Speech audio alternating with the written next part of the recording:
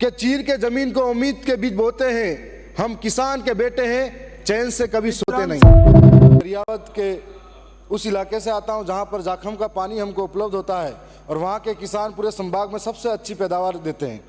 लेकिन माननीय सदस्य डूंगरपुर से आने वालों ने कहा था कि अभी जैविक खाद उपलब्ध कराए, जब तक करवाए तब तक डीएपी यूरिया की डिमांड रहती है और हर साल वहाँ पर किसानों में मारामारी रहती है वो ज़बरदस्त। और वहाँ पर कालाबाजारी इस हद तक होती है कि 267 280 के नाम पर जो खाद की प्रिंट रेट है उसके अलावा 400 450 में ली जाती है।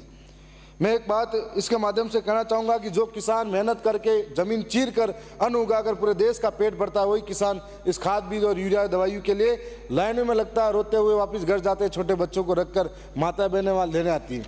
साथ में ये बताना चाहूँगा कि मंत्री जी भी उस इलाके से वाकिफ़ हैं और डबल इंजन की सरकार भी है, तो आप बड़ी सादड़ी के अंदर रेक पॉइंट लगवाओगे तो पूरे इलाके के अंदर खाद बीज बार आसान हो जाएगा। साथ में दरियावत ब्लॉक स्तर पर क्रय विक्रय सहकारी समिति स्वीकृत है, उसकी ज़मीन भी स्वीकृत है और बजट भी है, लेकिन अभी तक या तो अधिकारियों की लापरवाही है, वहाँ पर क्रय विक्रय समिति अभी तक बनाई नहीं गई है। तो मैं मंत्री जी से ये निवेदन करूँगा कि जल्द से जल्द क्रय विक्रय बनवाए ताकि वहाँ के लोगों को आसानी से मिल सके। वर्ष 2018-19 में सरकार द्वारा किसानों का ऋण माफ किया गया था। कई लैंप्स में ऋण माफी में घोटाला हुआ। जिन लोगों ने कभी लोन लिया ही नहीं उनका भी लोन माफ हुआ है। मैं सरकार से आग्रह करता हूं कि दरियावत विधानसभा के अलावा प्रतापगढ़ जिले की समस्त लैंप्सों का ऋण माफ की जांच की जाए। साथ में ये प्रतापगढ़ में सहकारिता विभाग का भूमि विकास बैंक संचालित है। भूमि विकास बैंक द्वारा ऋण की वसूली की जा रही है। कई किसान जिनकी मृत्यु हो गई है उनके पोते पोती से भी वसूली की जा रही है। मैं मांग करता हूं कि इसकी जांच की जाए। साथ में नागरिक उपभोक्ता पर मैं बताना चाहूँगा कि ट्राइबल एरिया के अंदर हमारे लोगों के घर कहीं 10 किलोमीटर के दायरे में फैले हुए हैं, इधर से उधर उधर उधर। तो वहाँ पर नियम बना हुआ है कि 500 राशनों के साथ में एक नई राशन की दुकान खोली जा सकती है। तो हमारे इलाके के अंदर रियायत दी जाए और 400 लोगों के बीच में एक राशन की दुकान खोली जाए। जो 70 वर्ष के आसपास से बुजुर्ग हैं उनको घर घर जाकर राशन बांटा जाए। साथ में बहुत सारे परिवार खाद्य सुरक्षा का लाभ नहीं ले पा रहे हैं। कोई पात्र भी है तो पंचायतवार उसकी सूची बनाकर नए सिरे से अभी खाद्य सुरक्षा में नाम जोड़े जाए। नई राशन दुकान हमारे इलाके के अंदर खोलने की ज़रूरत है। साथ साथ में जो राशन की सप्लाई घर घर देने का प्रस्ताव है, यदि हम मोहल्ले वाइज बांटने जाए तो उन लोगों के लिए और बेहतर हो सकता है। कभी कभी ये भी होता है कि अंगूठा तो लगवा दिया जाता है लेकिन उसे अगले महीने तक राशन नहीं दिया जाता। और राशन डीलरों से भी उनकी भी एक मांग है कि वहाँ से गोदाम से जब माल तोल के आता है तो 2% सीजत होती है, तो उनकी गुणवत्ता में जो माल दिया जाता है उनके लिए कम पड़ जाता है, तो उनको 2% अधिक भेजा जाए।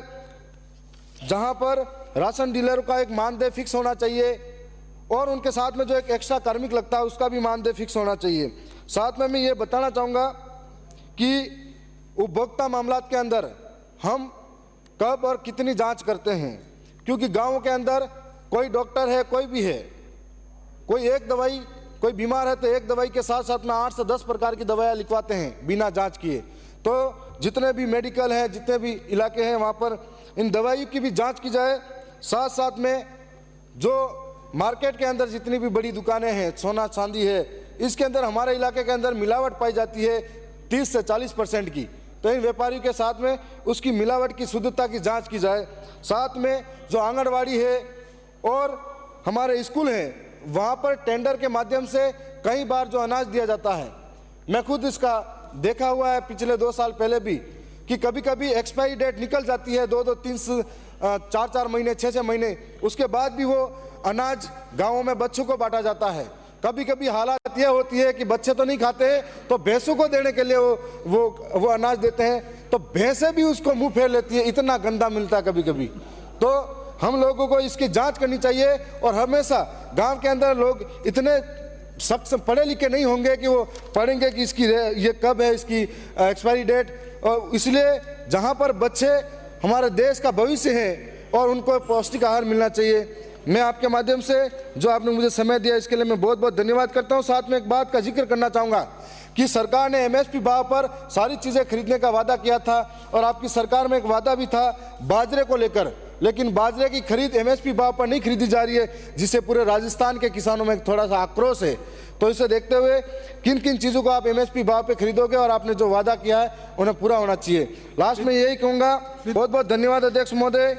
मैं इतना ही कहूँगा कि चीर के जमीन को उम्मीद के बीज बोते हैं, हम किसान के बेटे हैं, चैन से कभी सोते नहीं।